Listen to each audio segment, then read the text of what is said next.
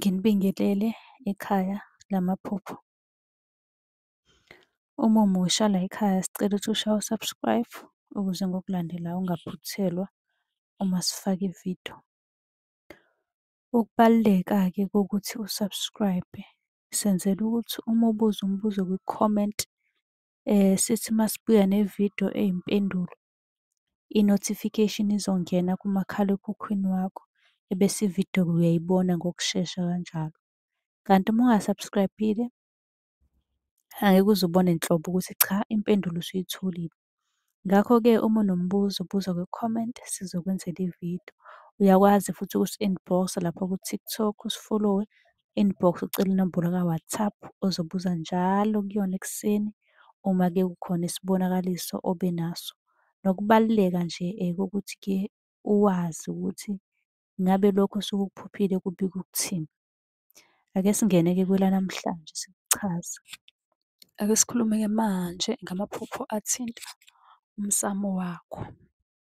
Ngiyathemba ukuthi usilandele lapha ey'nkundleni zokuxhumana ukuze noma ngabe nini-ke masifaka ividiyo yethu isheshe ifinyelele-ke lapho efonini yakho ubone njenge-notification kusho ukuthi wakho ukuthi usilandele u-subscribe kuyo yonke indawo. Ake sikhulume-ke ngokuphupha izinto ey'thinta umsamo wakho. Ngihlanganisile nje konke la okubuzwe kuma-comment ngase ngasho ukuthi-ke lokhu kubika umsamo noma kuthinta umsamo wakho. Ukuphupha inkunzi yenkomo ebomvu, ukuphupha kwenziwe utshwala, ukuphupha umuntu wakini osuke washona ekhala, ukuphupha ushada, ukuphupha kushoniwe, ukuphupha izinkomo ezibomvu zilwa, ukuphupha ufake iwashi, ukuphupha ufake isiphandla, ukuphupha umuntu wakini ongasekho ethi ulambile, ukuphupha owakini ongasekho ewasha, ukuphupha owakini ongasekho ehamba engakubuki. Ukuphupha umlilo omkhulu, ukuphupha ugogo noma umkhulu ekupha into ugcine ungabonanga ukuthi yini, ukuphupha umuntu wakini ongasekho ejabulile ehleka, ukuphupha unikezwa imali eningi noma ukhiye wemoto noma-ke uphiwa indlu, ukuphupha ingane ikhala noma izingubo zengane.